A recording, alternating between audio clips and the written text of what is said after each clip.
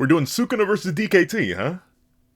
This is gonna be interesting, I suppose.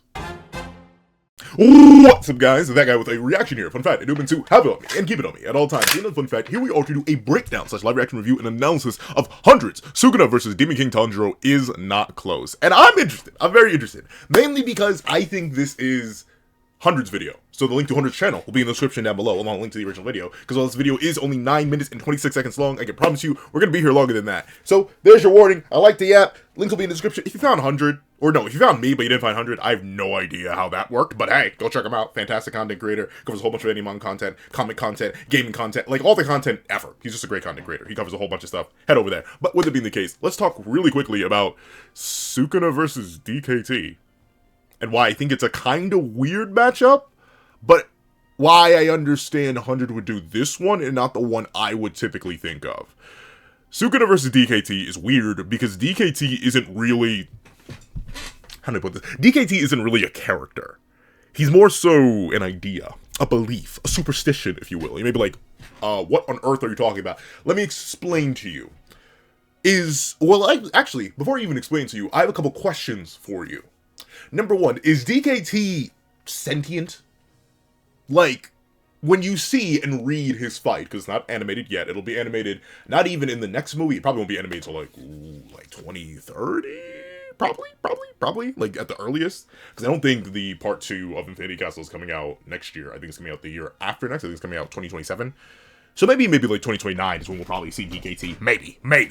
I'm actually going to be kind of shocked, though, how they're going to stretch, like, the last part of the manga to an entire movie. I mean, you can do it. You can definitely do it. In fact, with the Flash, you can definitely do it. But with that being the case, if you look at DKT's fight in the manga, he's not really sentient. He's what is classified as a starving creature. So, like, he doesn't have any sentience. Essentially, think of the state that we see every freshly turned creature into. Think of it like start of series Nezuko, where she's just randomly attacking and isn't in control. So that's thing number one. Thing number two, DKT's feats are really bad.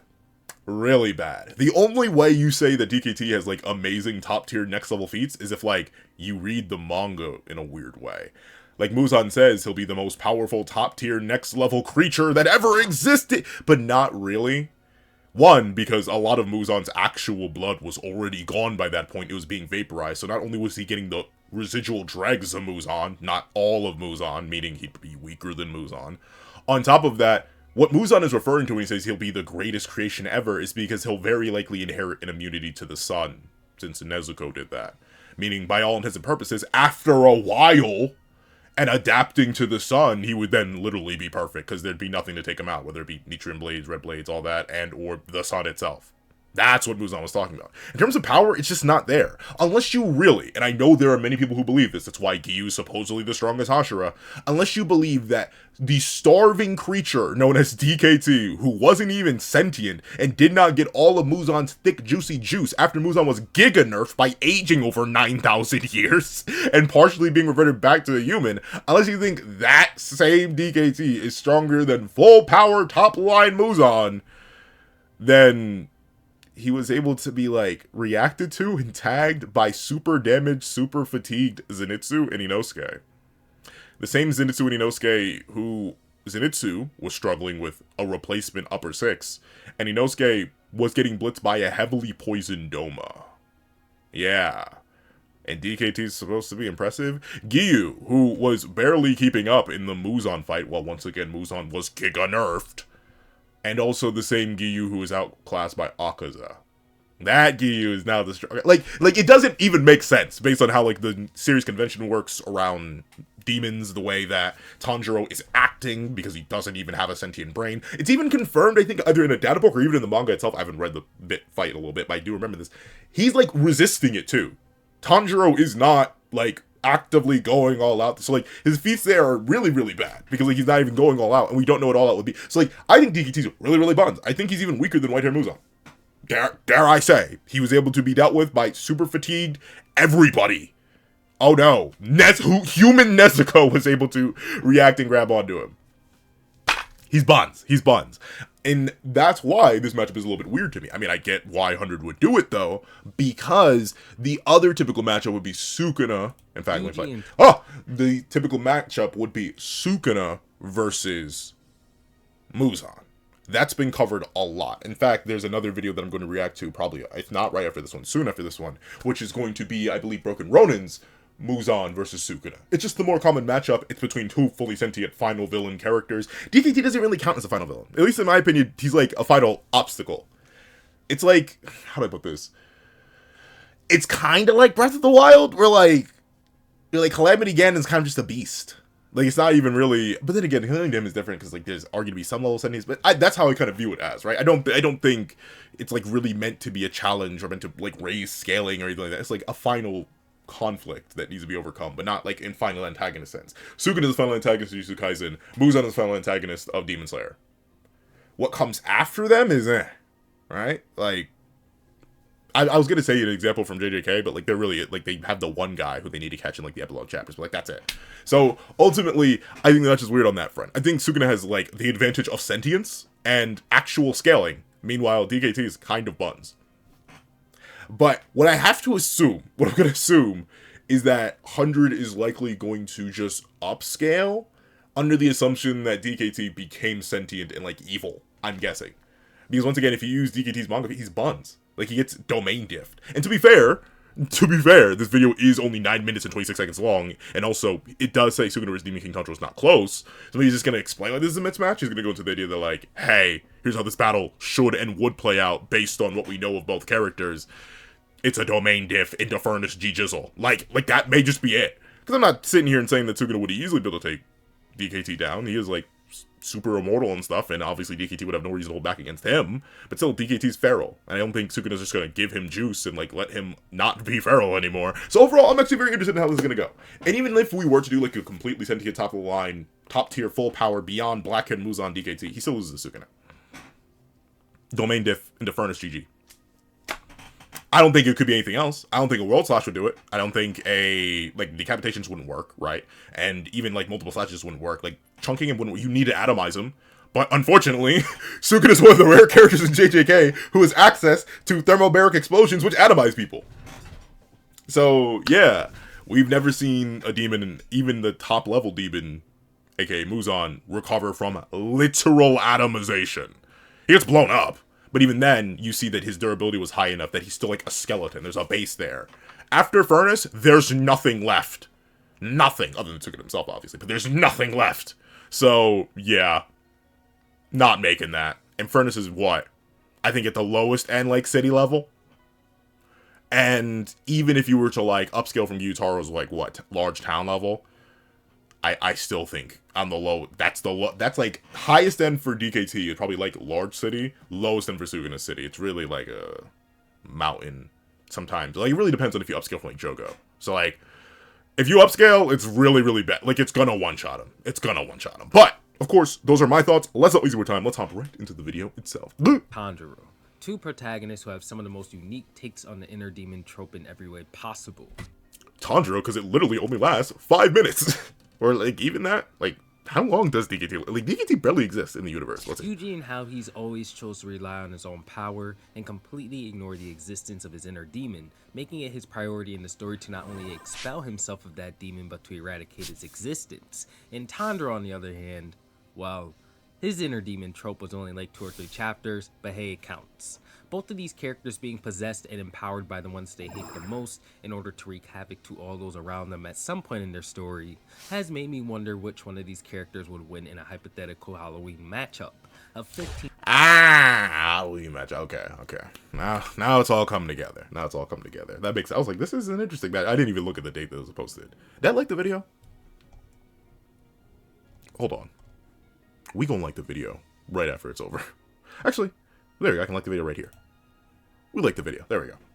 And you know what? One thing I'm gonna do, I'm gonna update it. I'll save it. I'll save it right until the end. I'll leave. I'm gonna start leaving comments on these because I feel bad. I always ask people to comment, but I don't comment on the videos I react to. So I'm gonna have to start doing that. Let's see. Finger Sukuna that has taken over Yuji's body, or the Demon King Tanjiro who has been possessed. Wait, by 15 finger Sukuna. That which one of these characters would win in a hypothetical Halloween matchup?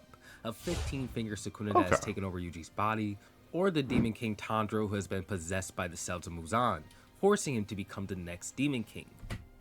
I still think 15 finger doesn't change all too much. Well, you can definitely argue there's a drop in potency. It's still, like, it seems like he's still talking about, like, feral 2 to 3 chapters DKT. And like Sukuna's immune to poison. You could argue Muzan's poison is different, but like DKT's poison clearly ain't that good if he can even use it. Everyone survived it, so like I think Sukuna's fine. He may not even take damage. Like 15 Finger Sukuna is the same Sukuna who could take Maximum Meteor, which has been calced at like I think as low as Multi-City Block, but then there's like a statement from the data book that gets that thing to country level, and Demon Slayer ain't got nothing to get to country level. So let's see how this goes. With that said, I think this is a pretty fun matchup for Halloween, and we're covering a unique and interesting topic, so I'm sure you guys will enjoy the video. With that said, enough talking, let's get into it. Yes, sir. First, I believe it's important to cover the Demon King Tanjiro, as his participation in this battle is going to be a bit but see, like, and this is, sorry in advance, this guy has, what, there? This guy has like 3 pages, and that's the thing, right? Like, he doesn't exist. And that's why, I mean, like, if it's gonna be a matchup with the Inner Demons, even though, like, I get why Hunter's doing it as, like, a Halloween matchup. It's like, especially in considering the context, it's like Muzan and Sukuna wearing costumes of their main characters, right? Like, I get that. But for it to be, like, a fair fight, you gotta use, like, real Muzan, dog. He's got 3 pages and, like, no scale. Let's see. To cover the Demon King Tanjiro, as his participation in this battle is going to be a bit more conditional, and anime onlys will need some context on this character. To get into Tanjiro's explanation, when Tanjiro and the Demon Slaying Corp would finally defeat Muzan after their extremely long battle, Tanjiro would be suffocated to near death by Muzan's expanding flesh, and Muzan would proclaim that his feelings are undying and eternal as he grabs Tanjiro and injects all of his leftover blood and power into the child as one final chess move into ensuring that... But notice how he said, and this is what, like, notably, because I've seen people try to argue very heavily against the whole idea and be like, DKT's number 1 in the verse, DKT's above Yorichi. It's the leftovers, dog. It's the leftovers, and very specifically, it's the bare minimum leftovers of a super duper aged Muzan, right? Like, legitimately, the only thing you may be able to argue that was, like, regained is, like, technically Tanjiro's youth. Like, he's not aged 9,000 years. But even then, we don't know if, and I do mean if, the drug didn't transfer over too. Because remember, he was hit with, like, a return to human drug from Kanao, whichever one it is. But on top of that, Muzan already had a drug that was supposed to turn him back to human in him. And then that was on top of the aging drug. Like so much was already in contaminating Muzan's remains of blood. That was shoved into Tanjiro. That's it. Like, it's not literally Muzan plus Tanjiro in the same way that Sukuna is literally Yuji plus Sukuna, right? Like, the thing is with Sukuna, the reason why I say, like, physically speaking wise, the bodies go, like, Meguna at the bottom, Yuji Kuna at second, and then True Form Sukuna at first, is because it's literally Sukuna's cursed energy levels, plus the cursed energy level whatever body is possessing, on top of their physicals, right? It's just base addition, nothing more. Meanwhile, with Tanjiro and Muzan, it's like Muzan minus 10, like, not nearly 10,000 years of life, minus, like, whatever the effects of the human turning drug is, minus, like, there's, like, 2 other drugs stored in him, too, minus the sun burning away a whole bunch of his flesh, and Tanjiro. A super fatigued Tanjiro, who's also minus his sanity, minus all his breathing skills, minus a sword, minus everything that makes Tanjiro actually decent. Not even decent, like, good, great, amazing, legendary, ultimate. Insert descriptor here. Like, legitimately, it's like Sukuna gets every benefit of fusing with his main character. Muzan gets, like, he loses any typical benefit of fusing with his main character. So it's really bad for DKT. Like, to the point where I don't get how one reads that fight and then decides to upscale everybody from it. I remember at first, like, when Demon Slayer first ended years ago now, I was like, okay, we all agree that DKT was, like, a cool thing character-wise, but, like, it didn't really matter. But then, like, it felt like 2 years later, suddenly everyone's like, DKT's the strongest in the verse. DKT, like, he's top tier, and anyone who fights him scales him. So, like, he's the strongest Hashira. He surpassed Yorichi, stuff like that. I'm like, what happened? And, like, it's been stuck like that. I mean, notably, it's been getting, like, beaten down again. Like, even with the resurgence of Infinity Castle, I think it'll have one final, like supernova-esque, it's kind of like how, you know, when stars die, they, like, expand really, really big one last time before contracting and either turning into a black hole or just poofing out. I think one in 2029, right, when the last Demon Slayer movie comes out, I think the DKT arguments will explode one more again, because they're definitely going to stretch it out a little bit. Like 100 said, he only did this for 3 pages. So they definitely going to stretch it out a little bit, and then that's going to, like, restart all the arguments, but then, like, all the context is going to flood back in, and that's going to be knocked right back down. So, I'm hoping we're not going to right back down. Let's see. All traces of himself are not wiped off this planet after his defeat. As this happens, he proclaims Tanjiro to have become a demon who will conquer the sunlight and one who will become the strongest of all, the new king of demons. Tanjiro Kano, you conquer the sunlight and become the strongest demon, the king of demons. And you know what's so funny about this? This is also a statement directly affected by context. I've seen people try to use this panel to be like, well, he's going to become the strongest demon. How many demons are alive at that point?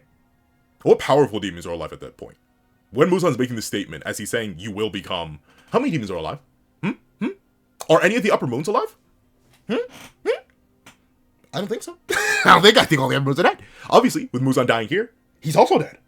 So, if this is the King of Demon transferring his title, yeah, maybe one of the only remaining demons alive would become the strongest demon.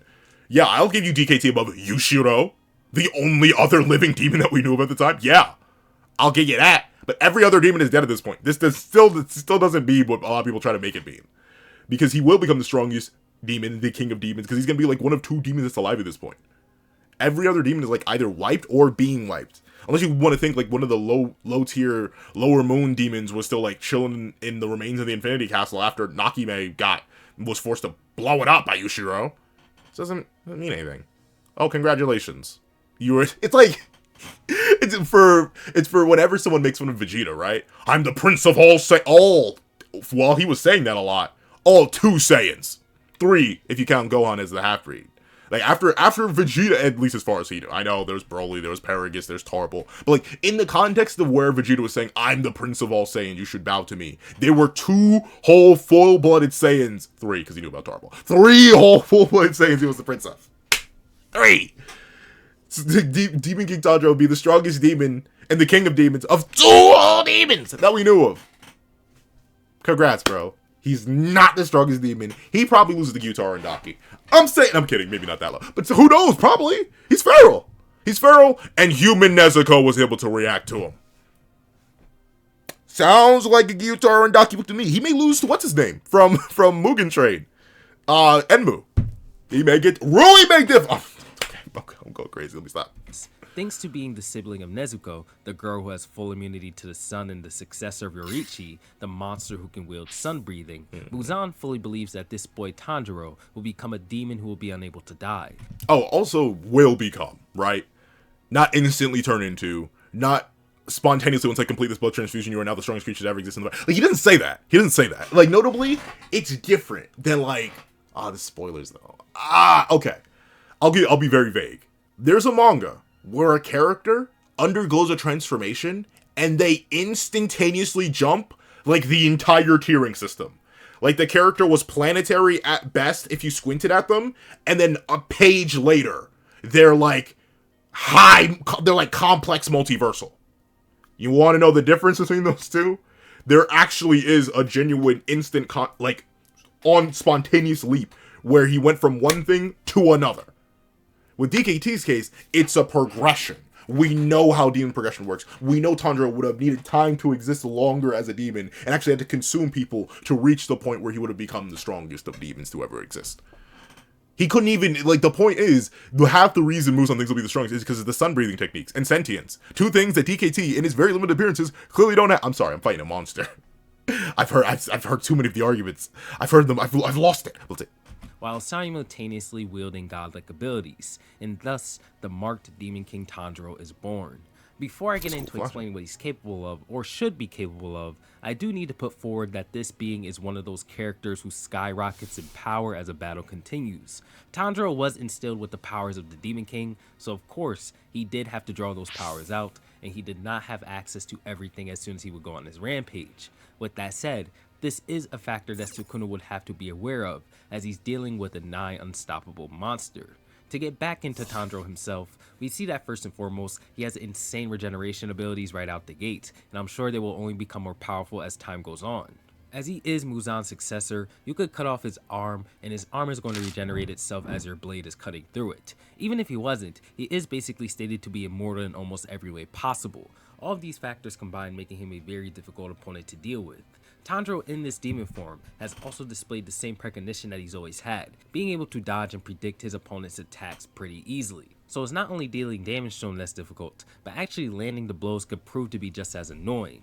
Now that we've established that Tanjiro's almost impossible. It is interesting though. Like that's an interesting way to interpret that. I've never heard it interpreted that way. Personally, I don't think it's like precognition or anything like that, or any. Once again, I don't think Tanjiro's sentient at this point. He's roaring. He doesn't say a single word in this form. He's fighting Muzan internally. What I think here is that he just has a lot of attack range, and he's wiling out. He doesn't like dodge anything. In fact, he doesn't even he doesn't dodge Nezuko. Dog. He doesn't even dodge Nezuko. And like, does he even attempt to dodge Kano? I know Kano uses like her other good eye to like Vermilion Eye blitz him or whatever, but like, I think he's just like wiling.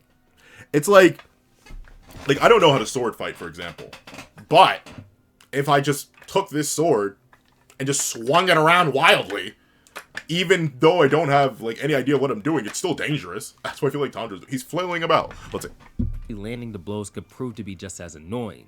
Now that we've established that Tanjiro's almost impossible to put down, when you combine this with the accelerated acclimation of Muzan's blood entering his body, his capabilities for destruction are only going to rapidly increase until he reaches a level that is even beyond Muzan's. These are two of the biggest factors about Demon King Tanjiro that are going to be a threat to Sukuna in this battle. To briefly cover the speed and strength of this Tanjiro, it is pretty difficult to gauge as we don't have much to go off of, but he was able to handle multiple Hashira level characters, including a marked Giyu simultaneously, so I'll just say that Giyu, I don't think, and like this, it's hard for me to tell here, I don't think Giyu was marked at this point. In fact, that's another reason why people try to like use the Giyu upscale. Look, he wasn't even marked when he was fighting DKT. But I may be forgetting. He may have reactivated the mark here. This family doesn't have it, but he may have reactivated it. I genuinely don't remember. Let's see. he's large town level, small city level threat who moves at hypersonic speeds. However, as this Tanjiro constantly develops, these who move interesting hypersonic. I mean, I guess I'm thinking of like the MHS stuff, like the massively hypersonic stuff. But large town level, that makes sense. That's just upscaling from Yutaro, and or like Muzan has a town level feat. I think like White Hair Muzan does. So like I get the upscale. Well, let's see. At hypersonic speeds. However, as this Tanjiro and the hypersonic speed just comes from like the lightning upscale. I'm guessing, right? Like I'm not sure. Lightning upscale or like the explosion blitz feat that Aki has upscale. One of those two. Let's see. Tanjiro constantly develops, these stats will consistently increase. But I also don't think that's true, right? I think if anything, they just get more refined. Like I don't think DKT is going to like, especially autonomously, right? I agree. If he was consuming people, he would exponentially get stronger and stronger and stronger with time. Because once again, he's like a baby starving demon, so he like doesn't have any control over himself, doesn't barely understand his power, stuff like that. Like I get that, but I think he would like if you were just to put DKT in a room by himself and let him get used to himself. At best, he would just be able to better control himself. I don't think he would spontaneously get stronger and stronger and stronger and stronger. Because like Muzan wasn't getting stronger and stronger and stronger by passively dissing. Muzan still had to eat, and that's the same thing for Tanjiro. I think he'd still have to eat, but once again, I feel like we're doing a lot of, like, the reason we're covering DKT first is to be like, yeah, he's real cool, real strong, real indestructible. Furnace GG. What's it? Lastly, Demon King Tanjiro has no real intelligence, at least at the beginning of the battle, as we see that he moved like a hungry beast, so I won't go over that. However, like with everything else, I won't count out the potential of his intelligence developing as he continues to battle Sukuna. In a way, it's similar to his circumstances when fighting Maharaga and Shibuya. Lastly, we saw that Tanjiro was able to manipulate Muzan's blood demon arts, so we can certainly say that Tanjiro has access to the absolute biokinesis, which could allow him to shapeshift his body into anything he practically pleases, such as a monstrosity with multiple eyes. The only thing is though, that requires some form of intelligence, right? Like I agree, he should have it. But like, does he know what to do with that? It's like, for example, I hand a baby, a very strong baby, this sword. Do they now know how to use the sword? I don't think so. You could hand me, full-grown man, a sword. I've handed myself the sword. I don't know how to use it properly. So, like, I have it. Doesn't mean I'm going to use it. Same thing here with this. But we'll give it. mouths, organs, and limbs, or to generate shockwaves that could cause so much damage to an opponent's nervous system that it temporarily immobilizes them. This about covers Tanjiro's side and capability. Funnily enough, didn't he use that scream and it didn't work? Like, I just don't think it was at the same level. Because I think that's what the, like, the glowing, sparking thing was in front of him, right? It was supposed to be that explosion. Let's say. And now, we should quickly move over to our challenger, 15-finger, Yuji possessed Sukuna. Of course, anybody that's seen the first episode of Jujutsu Kaisen understands the circumstances of Sukuna possessing Yuji's body, but over time, Yuji has collected more fingers of Sukuna, slowly increasing his power, and then Jogo, an early series antagonist, would stuff Sukuna with a whole whopping 10 fingers, shocking Yuji's body with Sukuna's overwhelming curse energy. And this would allow Sukuna to hold a temporary, no-rules possession over Yuji at the worst time possible, which was during the peak of the Shibuya incident in Jujutsu Kaisen. When we would finally see this iteration of Yuji battle, we'd see that this was a true monster. A monster who is capable of making other monsters into civilians, destroying the city of Shibuya, all the while laughing in the face of a meteor, a nightmare to behold. Sukuna is a powerful adversary, one who is not at his full power in this matchup, but still a nightmare regardless. Sukuna's greatest asset in this battle, to nobody's surprise, is going to be his intelligence. Yeah. You've seen him slowly dissect and deconstruct every challenger he's ever had in Jujutsu Kaisen, slowly sandbagging and analyzing his opponent in their moveset until he gets the perfect opportunity to end the battle before they even realize it. Sukuna has even been shown to take the power system of the series itself and bend the rules so much that you can honestly consider it cheating. He's an absolute... I get why he says that, even if I personally... I don't think Sukuna cheats. I think Sukuna, he makes fair trades. It's just that his fair trades are really, really, really big and important whenever they happen. And he, like, makes two. I think one of it... But no, admittedly, I had a conversation on stream last week at the time of recording. I'm not sure when this video is going to go up. It's not going to go up this week. It may not even go up next week, depending on how much I get done. But with that being the case, on stream, I had a discussion about the one... Like, Sukuna's binding vow to not harm anybody. I think it's weird. I still think that's like that's an idea of him cheating. But like every single binding vow he makes in battle, I think is fine. Let's see. Battle genius, and that's going to be required to defeat a rapidly evolving quote-unquote immortal being such as Tanjiro. On top of his intelligence, Sukuna has multiple tools to give him a chance of putting Tanjiro down before it's too late, such as the strength to punch curses as powerful as Jogo across multiple buildings without much issue, and to physically contend with Maharaga itself, a being that is just as capable of tearing down a city as Sukuna is. I'm not here to waste your time, so I'll tell you guys straight up. Sukuna's destructive capacity is at those city levels bare minimum, while his speed is above lightning. Speed won't really matter. Oh, okay. So we are sticking to the city level stuff. Alright, that's fine. But at the same time, city level AP with lightning speeds. Interesting though. He didn't give... That's interesting. He gave Sukuna lightning. He didn't give Tanjiro. So that's interesting. I'm gonna remember that for the next set.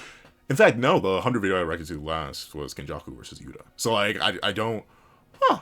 I didn't know he would put them at that level. But he didn't put Demon Slayer at that level. That's interesting. So I'm assuming for the hypersonic speed for DKT, he must just be using the explosion feed from Daki. He's not using any of the Hantengu lightning stuff or the Kaigaku lightning stuff. Interesting.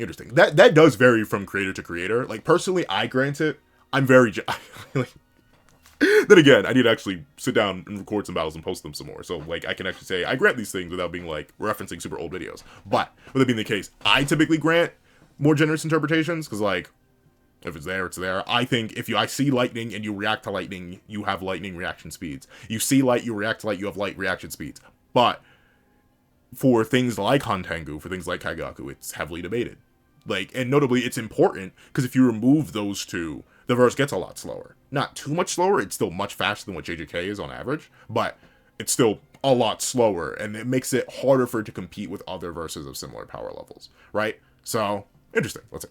In this fight anyways, as Sukuna will typically sandbag for a majority of a fight, especially against an opponent who needs to be studied like Tanjiro. When Sukuna's capacity for destruction is amplified by his abilities Cleave and Dismantle, we can see that there really isn't anything that can't prevent him from ripping someone to shreds, whether it be through an endless rain of random slashes, or a physical blow designed to adjust to its target and destroy them, no matter how powerful they are. And he even takes the... I do think there is an upper limit to it, though. I think if a being has more cursed energy, or just more power, right? Like, for assuming we're doing cross first, more power. Because obviously no one in the universe, except for, like, Rika, has more cursed energy than Sukuna. But even then, Rika was able to be cleaved by Sukuna while he had load output.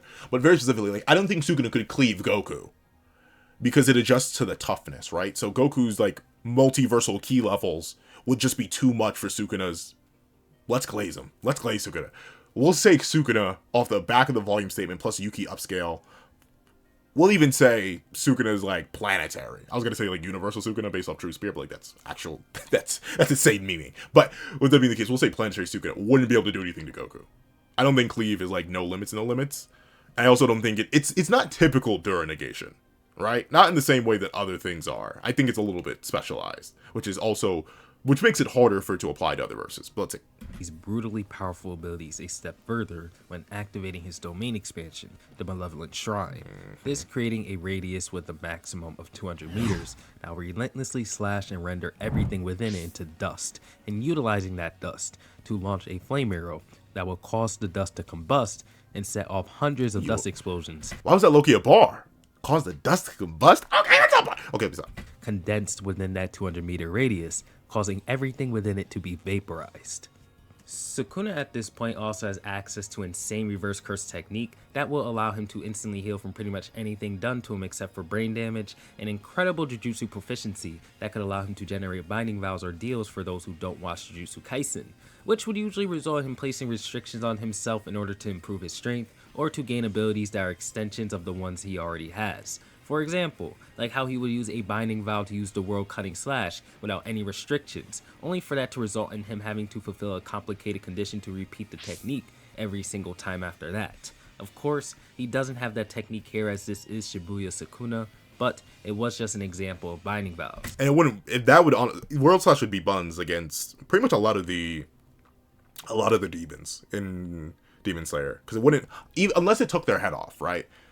Then it could possibly work. Then I think in that case. But then you could argue, well, it's not Nichiren, but like, beheading is beheading. But I would say at this point, you guys know what you need to know for this particular matchup, and I'm not going to waste your time by dragging on the backgrounds and stats for either character, as I don't think there's any more information that will really make a difference. With that said, we can run the simulation. This battle will take place in Shibuya as most Jujutsu Kaisen matchups do, and the two begin right in front of one another, as I think it's a bit fair for the battle to begin instantly so Tanjiro doesn't get a head start in his evolution process. When this battle plays out, I can see Tanjiro instantly charging for Sukuna, but Sukuna easily dodges, launching multiple dismantles and maybe even a cleave to understand what he's dealing with here, similar to how he battled Mahoraga. Sukuna will simply understand that Tanjiro is a being that needs to be put down as soon as possible, and will activate his domain expansion, rendering the abomination to bits and then launching hundreds of dust explosions condensed on top of his dome. The battle is simply not close. Oh, yeah. I will say that this Tanjiro will cause Sukuna to hit the nuke button a lot faster than Mahoraga would in my opinion, as again, Tanjiro's evolution is simply too fast and exponential in strength for anybody, including Sukuna, to play around with it, but it makes no difference nonetheless. The 16-finger Yuji Kuna wins this battle. Oh, see, he is right though. It is technically 16-finger because Yuji was born with a finger. But all right. Easily. With that said, this concludes my Halloween. All right. Let me get a little matchup further. of the protagonists possessed by their arch nemesis, and I hope you guys enjoyed the video. I did. This one was pretty fun to write, and if you've seen my second channel, I'm sure you know I love Halloween and I didn't know you had a second channel. I'll have to look out for horror that. in general. I appreciate you guys. But I'm not a big fan of Halloween or horror. But with it being the case, it's comment time. Yeah, all right. We're gonna leave a natural W video. Sorry, I literally, the way I'm recording right now, like I'm looking over at OBS to see if like y'all can see what I'm typing, but don't worry. W video. We love a good. Why can't I type? Good old fashioned. Why can't I type? Why can't I type? Good old fashioned one-sided stomp. Let's see. Let's see. W video. We love a good old fashioned stomp. Now, I just want a full potential DKT video from you. There we go. All right. So let me leave that commento. I've liked the video. I've commented. I fed the algorithm, like the hungry hippo it is. But with that being the case, I hope you guys enjoyed the live reaction. Once again, check out 100. He'll be linked in the description down below. His second channel, I'm not sure I can do all that because I'm scared of fear. But you can also get the second channel if you want to. The link to at least the main channel will be in the description down below following the original video. If you made all the way to the end of this video, though, please leave atomized kings. Atomized as in like literally the word atomized, and then kings, because we're talking about, you know, the king of curses and the new demon king. Atomized kings in the comment section down below. I want to thank you so much for watching. Please remember to leave a like, share, comment, and subscribe. Make sure to hit that little notification bell so you don't miss out on any videos that come to the channel. Also, you're going to have a Patreon down below where you can support me for as low as $1 a month. You get things like exclusive videos, early content, and more. You also now become a member over on the main channel, that guy with the pencil, for as low as $3 a month to get the same perks and more. So those perks include the live reactions to every other series I happen to review over there, ad-free versions of all my videos, and if you become a 25, along with your name at literally the end of every single video. I finally decided to start doing that, so the patrons and members from the main channel will also get their names at the end of these videos, so that as well. And if you are a $3 member or any higher tier, you will get your name read aloud at the end of every single video along with being shown. And on top of that, you will get naturally early access to the videos over here. Like literally, I'm thinking right now, at the time of recording, this video will be out a week at the earliest before it drops, but I actually don't want to drop this consecutively because the video that's going to be going up tomorrow on Saturday is going to be another 100 videos, so I want to stagger the 100 videos. So like, probably this video will not be out for like 2 weeks from the time of it being recorded. So ultimately, you get early content like that. If you want to just drop 5 beans or 25 beans for a short video or a long video one time because you want that, the link to my Ko-Fi is also in the description down below. Along with the link to the main channel, obviously, if you want to go back and get a membership. But regardless, now I want to thank you so much for watching, and hope you guys have a wonderful day. This is that guy with the pencil, cutting off.